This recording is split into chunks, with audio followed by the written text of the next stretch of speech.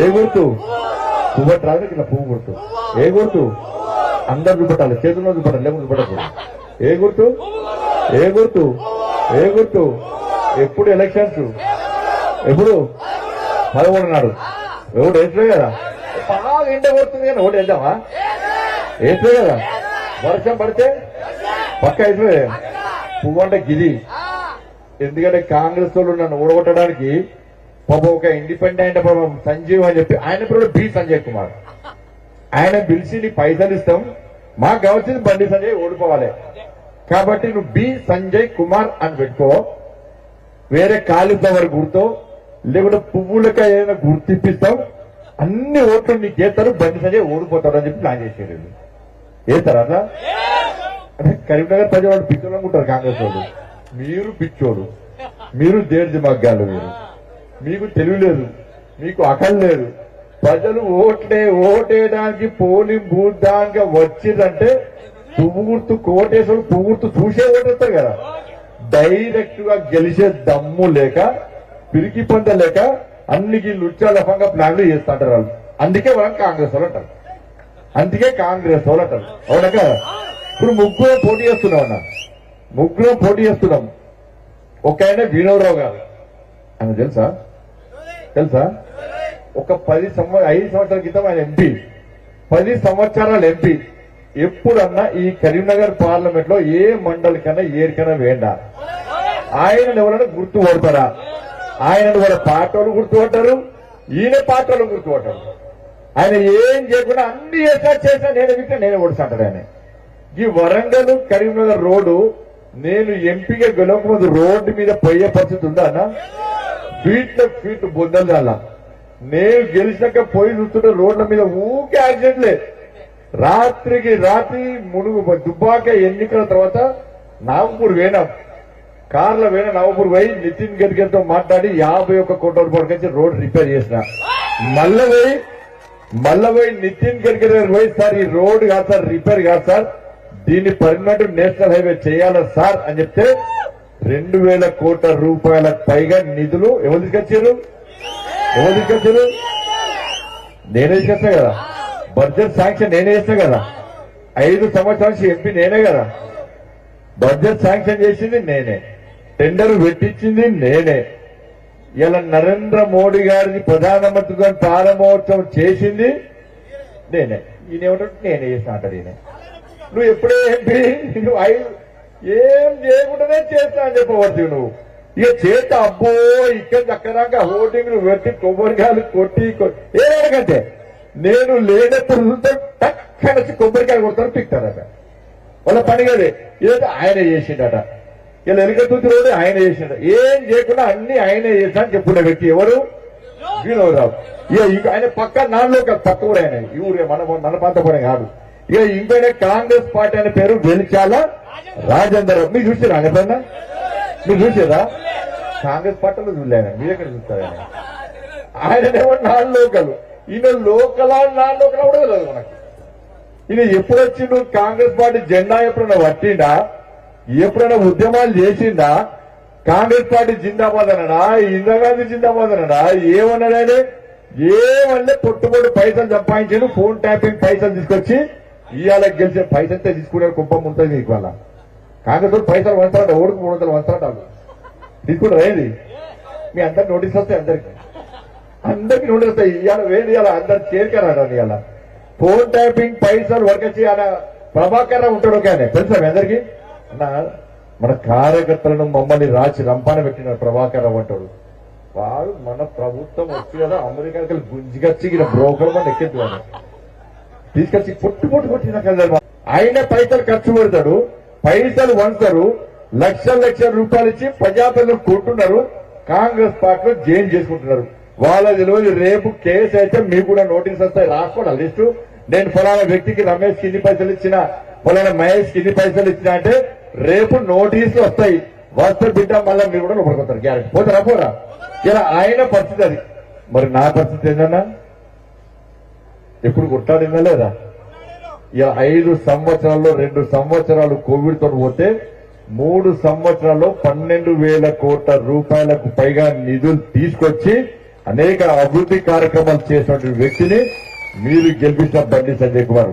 మీరు ప్రేమ అభిమానంతో 1,89,000 ఓట్లతో గెలిపిస్తే మా జాతీయ నాయకత్వం రాష్ట్ర అధ్యక్షుడు చేస్తే ఏ విధంగా ఫైట్ చేసినా మీరు అందరూ చూశారు. చాలా మంది టీవీలో పేపర్లో చూస్తారు. రైతుల కోసం కొట్లాడినా, యువత కోసం కొట్లాడినా, నిరుద్యోగ యువత కోసం కొట్లాడినా, మహిళల కోసం కొట్లాడినా, ఉద్యోగ ఉపాధ్యాయుల కోసం కొట్లాడినా, ఇవాళ అందరు ఆర్టీసీ కార్మికుల కోసం కొట్లాడినా, ఇవాళ అందరి కోసం కొట్లాడి ఇవాళ 150 రోజుల పాదయాత్ర చేసి ఇవాళ ఈ కరీంనగర్ జిల్లా పేరు తీసుకొచ్చిన వ్యక్తిని మీరు గెలిపించిన బండి సంజయ్. మీరెక్కడికైనా పోయి అడుగురన్నా, మేము ఫలానా బండి సంజయ్కి ఓటేస్తామని చెప్పి వేరే ప్రాంతం పడితే శబాష్ మంచి పని చేసిర్రు అంటారు తప్ప గా బండి సంజయ్కి ఎందుకు ఓటేస్తామని చెప్పి ఎవ్వరు అన్నారన్నా. మీ ఓటుకు విలువ తీసుకొచ్చిందన్నా. ఎక్కడ మీరు నామూషి పడే విధంగా మీరు గెలిపించిన బండి సంజయ్ ఇప్పుడు తీసుకెళ్లలేనా? మీకు చెడ్డ పేరు తీసుకురాలే. ఇలా కరీంనగర్కు నిధులు తీసుకొస్తా, కరీంనగర్కి అభివృద్ధి చేస్తా. ఇలా కాంగ్రెస్ పార్టీ వాళ్ళు చెప్తున్నారు. నిన్నగాక మొన్న జమ్మికుంటకు వచ్చి మోడీ గారు ఏది పడితే అది ఇచ్చాడు. మోడీ గారు ఏం చేసిండ్రు, మోడీ గారు ఏం చేశారు, తెలంగాణకి ఏం చేశారని చెప్పి ఇలా రేవంత్ రెడ్డి గారు చెప్తున్నారు. రేవంత్ అన్న నువ్వు మొన్న ముఖ్యమంత్రి అయినవే, అంతకుముందు సంగతి ఏందో నీకు తెలియదు పాపం. అప్పుడు నీ బిజులో నువ్వున్నావు, మళ్ళీ మా బిజులో మేమున్నాం. ఏ బిజులో మేము తెలంగాణకు నిధులు తీసుకురావాలి. కేసీఆర్ అడ్డుకున్నా కూడా తెలంగాణకు 10 లక్షల కోట్ల రూపాయలకు పైగా ఈ తెలంగాణ రాష్ట్రానికి 10 సంవత్సరాలు నిధులు ఇచ్చినటువంటి వ్యక్తి నరేంద్ర మోడీ గారు.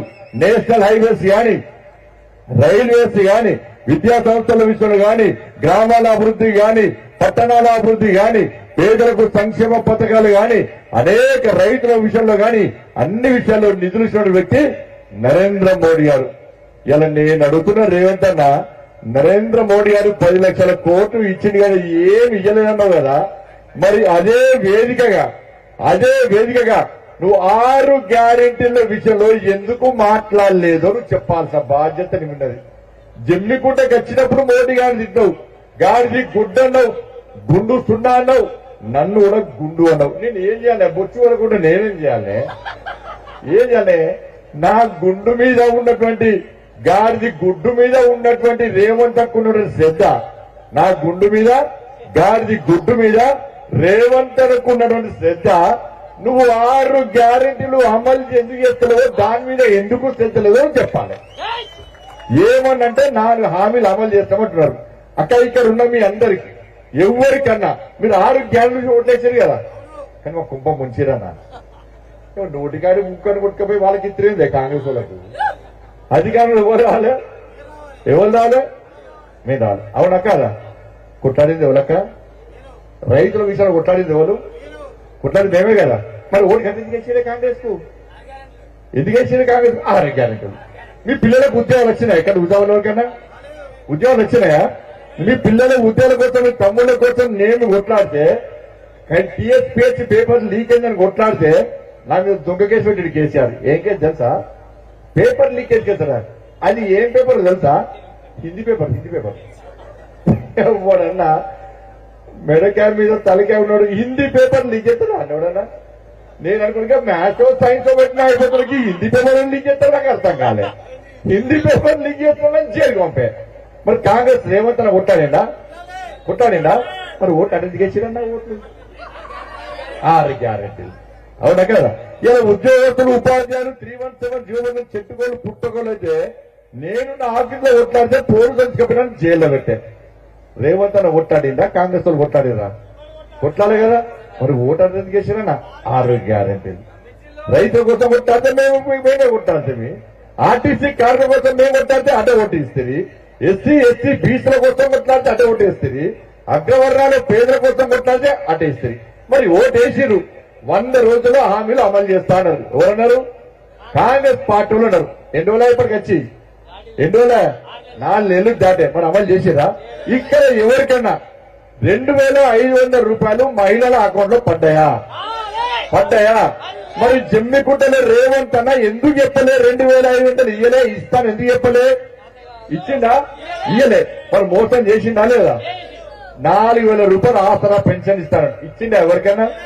మరి రేవంత్ అన్న ఎందుకు చెప్పలేదు? జమ్మికుంట వేదికగా చెప్పాడు. ఇయ్యలేదు కాబట్టి చెప్పలేదు.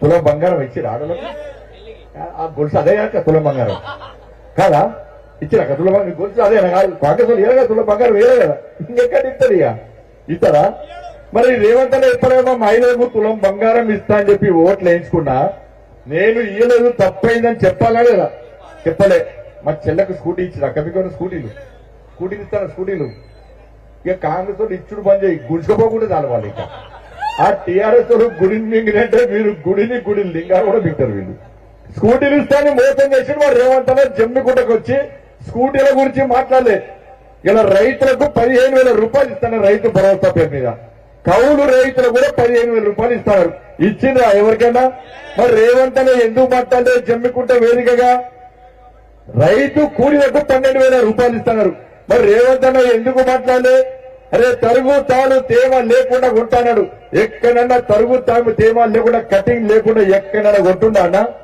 ఏ ప్రాంతంలో కొంటుండా ఇదే రేవంత్ రెడ్డి గారు హామీ ఇచ్చారు కదా తరుగు తాను తేమ లేకుండా 1 కిలో కూడా కడియకుండా కొంట కొనడంతో పాటు 500 రూపాయలు బోనస్ ఇస్తున్నాడు ఒక రైతు ఆలోచించాలి మీరు 500 రూపాయల లెక్క కాదు 1 ఎకరానికి 28 క్వింటాలు వస్తుంది తక్కువ అవునా కాదా 28 క్వింటాలకు 500 రూపాయల బోనస్ అంటే ఒక్క రైతు ఒకటిలో 14,000 రూపాయలు పడాలి బోనస్ పేరు మీద పడ్డాయా ఎక్కడైనా ఏ రైతు ఒకళ్ళు 14,000 రూపాయలు పడ్డాయా పరుగు తరుగు తేమ పేరుతోని 8 కిలోలు 6 కిలోలు 10 కిలోలు కడిగేస్తున్నారు మరి రేవంత్ అన్న ఎందుకు మాట్లాడలేదే అక్కడ 2 లక్షల రుణమాఫీ వేస్తాడు దాని గురించి రేవంత్ అన్న ఎందుకు మాట్లాడలే ఆగస్టు 15 చెప్తాడు రేవంత్ అన్న ఆగస్టు 10 ఏ ముహూర్తమే అది ఏ ముహూర్తము భద్రాచలం పోతాడు రాముల వారిలో కొట్టంటున్నాడు యాదాద్రి పోతాడు లక్ష్మీనరసింహస్వామి కొట్టంటున్నాడు ఆలంపూర్ పోతాడు అమ్మవారి మీద కొట్టంటున్నాడు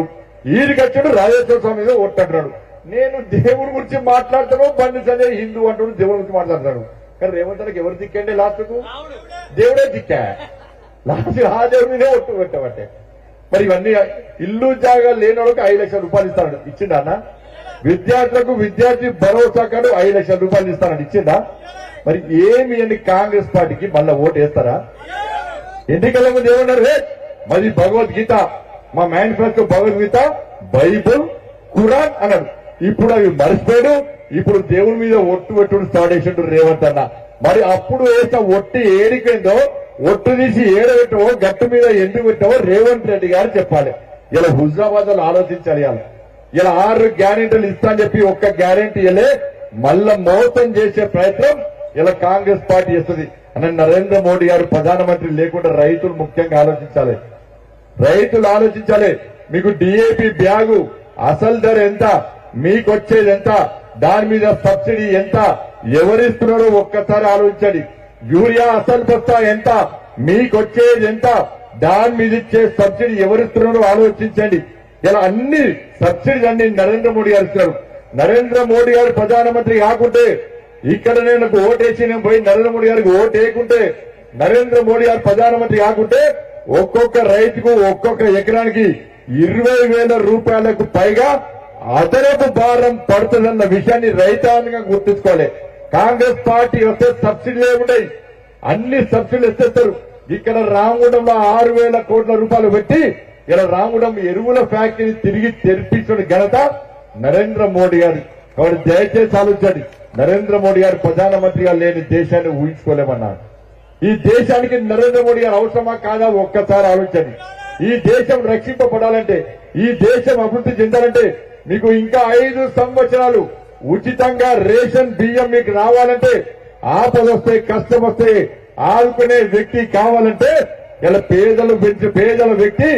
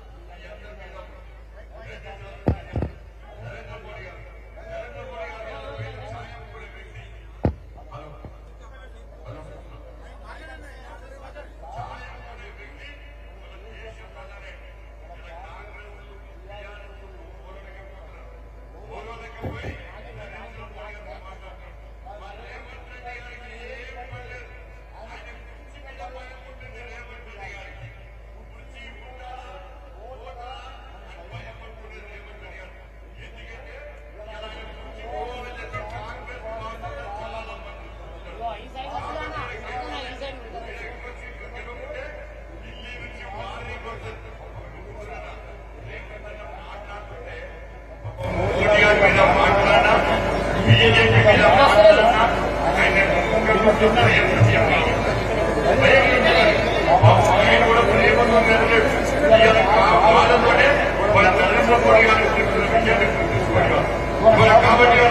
నరేంద్ర మోడీ గారిని ఇబ్బంది పెట్టడానికి బీజేపీకి అందుకోవడానికి ఎక్కువ సీట్లు మేము గెలుస్తున్నాం కాబట్టి మనకు గెలుస్తున్నాం కాబట్టి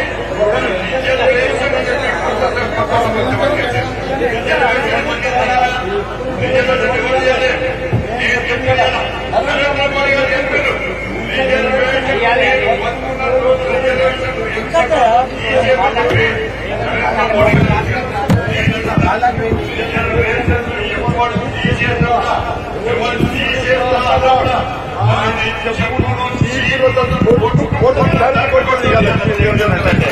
ఏ పని లేకుండా రిజర్వేషన్ చేస్తామన్నోళ్ళు, రిజర్వేషన్ రద్దు చేస్తామన్నోళ్ళు, రిజర్వేషన్ రద్దు చేస్తామన్నోళ్ళు ఎవరంటే కూడా ఎవరికైనా ఆలోచన వస్తే కూడా వాళ్ళను చెప్పు చీపిలతో తరిమి కొట్టండి. భారతీయ జనతా పార్టీ రిజర్వేషన్ అడ్డుకునే పార్టీ కాదు, రిజర్వేషన్ రద్దు చేసే పార్టీ కాదు. ఇలా కాంగ్రెస్ పార్టీకి సిగ్గుండాలి. ఇలా మతపరమైన రిజర్వేషన్ పట్టుకొచ్చింది మీరు.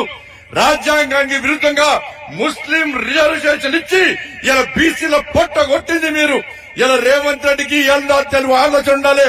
ఇలా నేను ప్రెస్ మీటింగ్ పెట్టి మాట్లాడుతున్నాడు.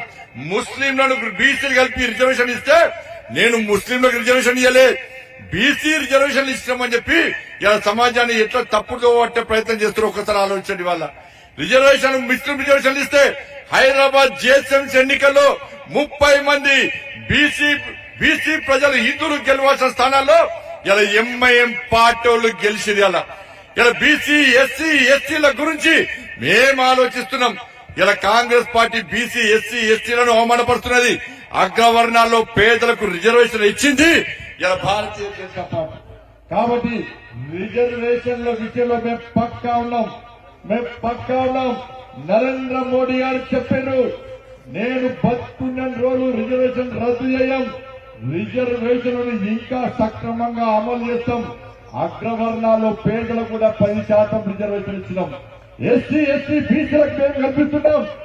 ఇలా కాంగ్రెస్ పార్టీ దేశంలో రిజర్వేషన్ విధానాన్ని అడ్డుకునే ప్రయత్నం కాంగ్రెస్ పార్టీ చేసింది. నేను మళ్లీ చెప్తున్నా, రిజర్వేషన్లను ఎవరన్నా రద్దు చేస్తామంటే, రిజర్వేషన్ రద్దు చేయాలని చూస్తే చెప్పు చీపులతో ఉరికిచ్చి కొడతాం. ప్రజల లోపల భయానక వాతావరణం సృష్టించారు. పేద ప్రజలు టెన్షన్ తో బతుకుతున్న తెలంగాణ రాష్ట్రంలో రాష్ట్ర ముఖ్యమంత్రి వ్యాఖ్యల తర్వాత ఇలా రేవంత్ అన్న నువ్వు రిజర్వేషన్ రద్దు గురించి నువ్వు మాట్లాడుతున్నావు. మరి ఢిల్లీలో ఏఐసీసీ ఎప్పుడన్నా నేను సమర్థించిందా? ఒక్క ఏఐసీసీ నాయకులైన ఢిల్లీలో ఎవరన్నా రిజర్వేషన్ మోడీ గారు రద్దు చేస్తారు అని చెప్పి ఎవరైనా మాట్లాడేదా? 400 పార్ అంటే 370 ఆర్టికల్ గతంలో రద్దు చేసినాం. అయోధ్యలో రామమందిర నిర్మాణాన్ని నిర్మించడం, త్రిపుల్ తలాక్ రద్దు చేస్తాం. దేశానికి అవసరమయ్యే దేశ భద్రత కోసం, ఈ దేశంలో పేదోళ్ల కోసం, పేదలను అభివృద్ధి చేయడానికి, పేదలను బాగు చేయడానికి మాత్రమే మేము 400 సీట్లు కావాలంటున్నది తప్ప అయినా మీకెక్కడ మాట్లాడే హక్కు ఉన్నదన్న. పోయినసారి కాంగ్రెస్ పార్టీకి ప్రతిపక్ష హోదానే లేదు. 44 మందేమో గెలిచిన పోయినసారి కాంగ్రెస్ పార్టీ. ఈసారి మళ్ళా ప్రతిపక్ష హోదా రాదని భయపడే కాంగ్రెస్ పార్టీ. అంటే కాంగ్రెస్ పార్టీ అధికారంలోకి వస్తే చెప్పండి. మనమేమో దాదాపు 470 సీట్లలో మనం పోటీ చేస్తున్నాం. ఎన్ని సీట్లు అధికారంలోకి రావాలంటే 272 సీట్లు కావాలి. అవునా కాదా? ఎన్ని సీట్లు కావాలి? మరి కాంగ్రెస్ పార్టీ ఎన్నిట్లో పోటీ చేస్తుంది? 310 300 సీట్లలో పోటీ చేస్తే అధికారం వస్తుందా? మరి కాంగ్రెస్ పార్టీకి ఎందుకు ఓటు వేయాలి? మనము పోటీ చేయడానికే మీకు అభ్యర్థులు లేరా? అధికారంలో వచ్చే సీట్లలో మీరు పోటీ చేస్తలేరా? మీరు ఎట్లా అధికారంలోకి వస్తారు? మీ ప్రధానమంత్రి అభ్యర్థి ఎవరు చెప్పారు? మనమేమో నరేంద్ర మోడీ గారు ప్రధానమంత్రి అభ్యర్థి అంటున్నాం. అవునా కాదా? నరేంద్ర మోడీ గారు చూసి ఓటేయమంటున్నాం మనం. అవునా కాదా? మరి కాంగ్రెస్ పార్టీ ఎవరు చోటేయాలి? పప్పు ఎక్కడ? పప్పు పేరు కూడా చెప్తలేరు వాళ్ళు. రాహుల్ గాంధీ పేరు చోటేయమంటారా? సోనియా గాంధీ పేరు చోటేయమంటారా? ఎవరి పేరు చోటేయమంటారు? మీ ప్రధానమంత్రి అభ్యర్థి ఎవరు అంటే ఎవరు లేరట. మరి దేశాన్ని రక్షించేది ఎవరు? రైతుల గురించి ఆలోచించేది ఎవరు? పిల్లల గురించి ఆలోచించేది ఎవరు? పేదల గురించి ఆలోచించే నాయకుడే మీ దగ్గర లేనప్పుడు, అధికారంలోకి వచ్చే సీట్లలో మీరు పోటీ అయినప్పుడు, మీకు అభ్యర్థులే కరువైనప్పుడు, మీకు ప్రధానమంత్రి అభ్యర్థులు లేనప్పుడు ఏ విధంగా మీకు ఓటేమంటారు? మీకు ఓటేస్తే ఫాయిదా అయింది, తీసుకుపోయి మూసి నెల పడేస్తాయి. మూసి నెల పడేస్తే ఇక బీఆర్ఎస్ పార్టీ ప్రధానమంత్రి అభ్యర్థి ఉన్నాడా అన్న? ఉన్నాడా? ఎవరే ఉన్నాడా? చేశారు అదా అదా ఇవ్వా. ఈయన ముఖ్యమంత్రి చేస్తేనే పాములు తాగిమన్నాడు. ఈయన దేశ ప్రధాని చేస్తే పాకిస్తాన్ వచ్చి ఒకరి దక్కపోతాడు, బంగ్లాదేశ్ ఇటు దక్కపోతాడు, చైనాడు ఇటు దక్కపోతాడు. 2 పెగ్గులు దాకా కేసీఆర్ ఫుల్ బాడీలు అవుతుంది. అవుతుందా? కేసీఆర్ ఆ కలుగులో ఎలుకుంటుంది. ఆ ఎలుక ఆకలేనప్పుడే బయటకు వచ్చి టికెట్లు ఒక్కొక్కరు వస్తుంది. ఈ కేసీఆర్ సార్ అదే ఎన్నికలప్పుడే బయటకు వస్తాడు, ఎన్నికల తర్వాత మళ్ళీ పాములు వస్తాడు. అలారం పొద్దున పోవడానికి, లేవడానికి, వాకింగ్ చేయడానికి అలారం పెట్టుకుంటాం. కేసీఆర్ కి అలారం ఉంటుంది. ఏం అలారం అంటే నోటిఫికేషన్ టింగ్ టింగ్ టింగ్ ఉంటుంది. ఇక మళ్ళీ కనబడాడు కేసీఆర్ సార్ మన నా కేసీఆర్ అనే మూర్ఖుడికి మొన్న ఎట్లా గుణపాఠం చెప్పారు. వాళ్ళు ఇద్దరు 2 పార్టీలు కూడా, ఈ 2 పార్టీలు దేవులను అవమానపరుస్తారు. అరే రాముని పేరు బరాబర్ చెప్పుకుంటాం, రాముడి పేరు చెప్పుకునే అర్హత మాకు మాత్రమే ఉంది. ఇవాళ మీరందరూ అనుకుంటున్నారు అయోధ్యలో నరేంద్ర మోడీ గారు దేవాలయం నిర్మించారని చెప్పి. అరే అయోధ్యలో రామ మందిరాన్ని నిర్మించడానికి అయోధ్యలో 500 సంవత్సరాలుగా ఈ దేశంలో హిందువులు మా రాముడి గుడి కట్టాలని చెప్పి ఆలోచిస్తుంటే, ఇవాళ మా భారతీయ జనతా పార్టీ కార్యకర్తలు, మా హిందూ ధర్మ రక్షకులు ఇలా అయోధ్యలో పాత కట్టడానికి, కూల్చడానికి పోతే, నా రామ మందిరం నిర్మించడానికి పోతే ములాయం సింగ్ జరిపిన కాల్పుల్లో మా కార్యకర్తలు చచ్చిపోయారన్న. సరైనలో పుట్టలు శవాలు మా ఎల్లయ్యన్న మా కార్యకర్తలని. మరి రాముడు మీకు కూడా రాముడే కదా, కాంగ్రెస్ పార్టీ నాయకులారా, మీరు కూడా రాముడు భక్తులే అంటారు కదా. మరి అయోధ్యలో రామ మందిరం నిర్మించడానికి మీరు త్యాగాలకు ఎందుకు సిద్ధం కాలే? రాముని కోసం మేమే చచ్చిపోవాలి, 370 ఆర్టికల్ రద్దు చేయడానికి మేమే చచ్చిపోవాలి, ఈ దేశాన్ని కాపాడడానికి మేమే చచ్చిపోవాలి, పేదల కోసం కొట్టాడితే మేమే చేరుకోవాలి, పేదల సమస్యల కోసం కొట్లాడితే మేమే లాంటి దెబ్బలు తినాలి, పేదల సమస్యల కోసం కొట్లాడితే మేమే కేసులు భరించాలి. మీకు మాత్రం అధికారం రావాలి, మీకు మాత్రం అధికారం కావాలి. ఇలా రాముని ఏ విధంగా హేళన చేస్తారో అర్థం చేసుకోండి. కేసీఆర్ అనే మూకుడు, నేను హిందూ అని చెప్పుకునే కేసీఆర్ అనే మూర్ఖుడు మొన్న ఏం మాట్లాడిందన్న కేసీఆర్ ఏం మాట్లాడిను? గిట్ల చెప్తారట, గిట్ల మీటింగ్ పెట్టి గడ్డముకు పెట్టి మాట్లాడుతుడు కేసీఆర్, గట్టిగా దంపచ్చి మాట్లాడుతుడు కేసీఆర్. గిట్ల దింపి బియ్యంలో పసుపు పోతే అక్షింతలు అవుతాయా అట, కేసులు కూడా అవుతాయా అదే తెలుస్తుంది. గిట్ల తయారు చేసి పులిహోర తింటే కడుపు నింపుతుందా అట. నీకు నిండదే, నీకు మందు దంప తప్ప నిండుతుంది. నువ్వు గిట్ల కలిపి గిట్ల వేసి సోడాలో మందు కలిపితే మంది అవుతుంది. అది అవునా కదా? గిట్ల తీసి చికెన్ ముక్కను మటన్ ముక్కను కొడితే నీకు మంచిగా అంటది. పులిహోర నీకేం చేస్తే పులిహోర దమ్ము. ఇలా ఆలోచించురక అయోధ్యలో ప్రాణ ప్రతిష్ట కార్యక్రమంతో మనందరం పులిహోర చేసుకున్నాం. గుళ్ళల్లో గాని బస్తుల్లో గాని పులిహోర ప్రసాదం చేసుకున్నాం. ఆ పులిహోర ప్రసాదాన్ని, రాముల వారి ప్రసాదాన్ని కూడా కేసీఆర్ గాని కాంగ్రెస్ పార్టీలు గాని హేళన చేసే ప్రయత్నం చేస్తున్నారు. మన అక్షింతలు, రాముల వారి అక్షింతల కార్యక్రమాన్ని కూడా ఇలా కాంగ్రెస్ వాళ్ళు, బీఆర్ఎస్ వాళ్ళు రాముణ్ణి హేళన చేస్తున్నారు.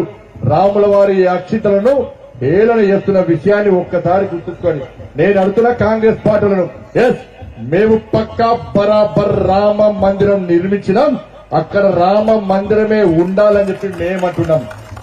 మీకు అక్కడనే రామ మందిరం ఉండాలని చెప్పే దమ్ము మీకుందా? రామ మందిరాన్ని కాపాడుతామని చెప్పి మీకు గ్యారెంటీ ఇచ్చే దమ్ము మీకుందా? కాంగ్రెస్ పార్టీలు చెప్పాలి. అరే ప్రాణ ప్రతిష్ట కార్యక్రమం కాంగ్రెస్ అనిపిస్తే పోలేదన్నా, బీఆర్ఎస్ అనిపిస్తే పోలేదన్నా.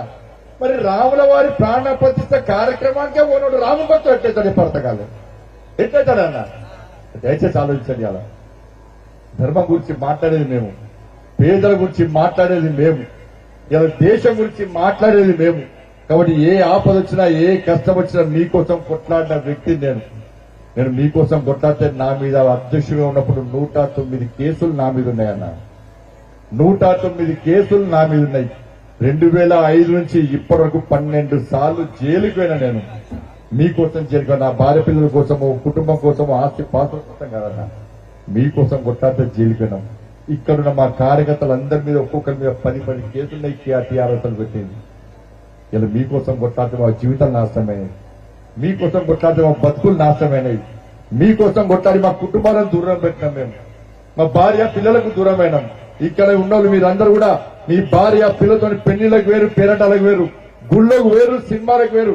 మేము ఎవ్వరం కూడా ఇలా 5 సంవత్సరాలే మేము పెళ్లిలకు ఓడు పని చేసినాం, ఫంక్షన్లకు ఓడు పని చేసినాం, ఇలా ఓటర్లకు ఓడు పని చేసినాం. మా కుటుంబాలను ఒప్పించి దూరమైనాం. మీకోసం కొట్లాడినాం. పేదల రాజ్యం రావాలి, పేదల బతుకులు బాగుండాలని చెప్పి మేము కొట్లాడినాం. మేము కొట్లాడితే మీరు వాళ్లకు ఓటేస్తే రేపు మా భార్య పిల్లలు అడుగుతున్నారని వాళ్ళ మీరు పేదల కోసం కొట్లాడుతుంది, మాకు దూరం అవుతుంది, మీ జీవితాలను నాశనం చేసుకుంటుంది. కానీ ఆ పేదలు పోయి కాంగ్రెస్ పార్టీకి ఓటేసిరు. ఎందుకు పేదల కోసం కొట్లాడాలని చెప్పి మా భార్య పిల్లలు ప్రశ్నిస్తే ఏం సమాధానం చెప్పాలో ఒక్కసారి హుజరాబాద్ నియోజకవర్గ ప్రజలు ఆలోచించాలి. ఇప్పుడు దయచేసి ఆలోచించండి. రాబోయే రోజుల్లో కాంగ్రెస్ పార్టీ 6 గ్యారెంటీలు అమలు చేసే ప్రసక్తి లేదు. రేపు మళ్ళా 6 గ్యారెంటీల మీద కొట్లాడి తీరేది కేవలం మీరు గెలిపించే బండి సంజయ్ అన్న విషయాన్ని ఒక్కసారి గుర్తుంచుకోండి. 2500 రూపాయలు మీ మహిళల అకౌంట్లో పడకుంటే కొట్లాడేది మీ బండి సంజయ్. 4000 రూపాయలు ఆసరా పెన్షన్లు మీ అకౌంట్ లో పడకుంటే రేపు భవిష్యత్తులో కొట్లాడేది బండి సంజయ్. కౌలు రైతుకు 15000 రూపాయలు అకౌంట్ లో వేయకుంటే కొట్లాడేది బండి సంజయ్. 12000 రూపాయలు రైతు కూలీలకు ఇవ్వకుంటే కొట్లాడేది బండి సంజయ్. 2 లక్షల రుణమాఫీ రైతులకు చేయకుంటే కొట్లాడేది బండి సంజయ్. నిరుద్యోగ యువతకు ఉద్యోగాలు ఇవ్వకుంటే కొట్లాడేది బండి సంజయ్. మహిళల విషయంలో గాని ఎస్సీ బీసీ అగ్రవర్ణాల్లో పేదలు ఎదుర్కొంటున్న సమస్యల మీద భవిష్యత్తులో కొట్లాడేది బండి సంజయ్. నా బండి సంజయ్ గెలవకుంటే కాంగ్రెస్ ఆగడాలకు కాంగ్రెస్ ఇచ్చిన 6 గ్యారెంటీలు అమలు చేయకుంటే ప్రశ్నించే వ్యక్తి, పోరాటం చేసే వ్యక్తి ఉండడన్న విషయాన్ని ఒక్కసారి గుర్తుంచుకోండి. నేను మంత్రి పదవి కోసమో దేనికోసమో ఆశిస్తలేను. రేపు మీరు గెలిపించిన ఎంపీ ఈ గల్లీలో గాని ఢిల్లీలో గాని కాంగ్రెస్ పార్టీ మీకు ఇచ్చిన హామీలు నెరవేర్చకుంటే ప్రశ్నించే వ్యక్తిగా మీ ప్రతినిధిగా నన్ను గెలిపించండి. ప్రశ్నించే గొంతును అనదొక్కే ప్రయత్నం కాంగ్రెస్ పార్టీ బీఆర్ఎస్ పార్టీలు చేస్తున్నాయి. 3 అభ్యర్థులను బేరీజు వేసుకోండి. దేశ ప్రధాని ఎవరిగా ఉన్నో ఆలోచించుకోండి. నరేంద్ర మోడీ గారు దేశ ప్రధానిగా ఉన్నా లేకుంటే ఇంకో వ్యక్తి దేశ ప్రధానిగా ఉన్నా ఒక్కసారి ఆలోచించండి. 3 అభ్యర్థులు మీ ముందుకు వస్తున్నాం. 3ని బేరీజు వేసుకోండి. మీకు ఆపద వస్తే, మీకు కష్టం వస్తే ఈ తెలంగాణ రాష్ట్రంలో గాని కరీంనగర్ పార్లమెంట్ లో గాని మీ మనిషిగా నేను మీ ముందుకు వస్తున్నా. మీరు తయారు చేసిన కార్యకర్తగా మీ ముందుకు వస్తుండు బండి సంజయ్. మీరు ప్రోత్సహించిన కార్యకర్తగా మీ ముందుకు వస్తున్న బండి సంజయ్. కాబట్టి బండి సంజయ్ గా ఉన్నా వాళ్ళ ఇద్దరు ఇప్పుడు కనబడని 2 అభ్యర్థులుగా ఉన్నా దయచేసి పెద్ద మనసుతో ఆలోచించండి. 13వ తారీఖు జరిగే ఎన్నికల్లో ప్రతి ఒక్కరు ఓటు హక్కును వినియోగించుకోండి. ఎండ కొడుతుందనో వర్షం పడుతుందనో ఓటును వృధా చేసుకునే ప్రయత్నం చేయండి. 100% పోలింగ్ కరీంనగర్ పార్లమెంట్ లో జరగాలి. ప్రతి కార్యకర్త ప్రతి ఒక్కరు కూడా ఉదయమే సకుటుంబ సమేతంగా ఫంక్షన్లకు ఎట్లా పోతామో, గుళ్ళకి ఎట్లా పోతామో, ఇక్కడ టీటీఆర్లకు ఎట్లా పోతామో ఉదయమే లేచి కుటుంబ సభ్యులందరూ కలిసి ఇవాళ వెంటనే ఓటు హక్కును వినియోగించుకోండి. పడ్డా ప్రతి ఓటు ఏ గుర్తు మీద పడాలన్నా పువ్వు గుర్తు పడాలి. పక్కా వేస్తారు కదా, పక్కా గెలుతా భారీ మెజార్టీతో గెలుస్తున్నారు కదా, డౌట్ ఏం లేదు కదా. కాంగ్రెస్ వాళ్ళకే డౌట్ లేదా, మనకెక్కడ డౌట్ ఉంటుంది? క్లారిటీ వాళ్ళకే ఉన్నది. సెకండ్ ఫేజ్ కోసం కొట్లాడుతుండే వాళ్ళిద్దరు. సెకండ్ ఫేజ్ నువ్వా నేనా అన్నట్టు వాళ్ళిద్దరు కొట్లాడుతున్నారు. ఇలా భారీ మెజార్టీతో మీరు అందరు కష్టపడుతున్నారు. ప్రజలు మనకు ఓటేయడానికి సిద్ధంగా ఉన్నారు. కాబట్టి రాముల వారి ఆశీర్వాదం ఉంది, మోడీ గారి అండ మనకున్నది, జేపీ నడ్డా గారి స్ఫూర్తి మనకున్నది. కాబట్టి అందరూ కూడా కలిసికట్టుగా ముందుకు సాగి 13వ తారీఖు జరిగేటువంటి ఎన్నికల్లో నన్ను భారీ మెజార్టీతో గెలిపించాల్సిందిగా, మీ ఆశీర్వాదం అందించాల్సిందిగా, మీరు నాకు ఓటేస్తే నేను పోయి మోడీ గారికి ఓటేసే అవకాశం నాకు మళ్లీ కల్పించాల్సిందిగా మీ అందరికీ విజ్ఞప్తి చేస్తూ ఇంత పెద్ద ఎత్తున తరలి వచ్చిన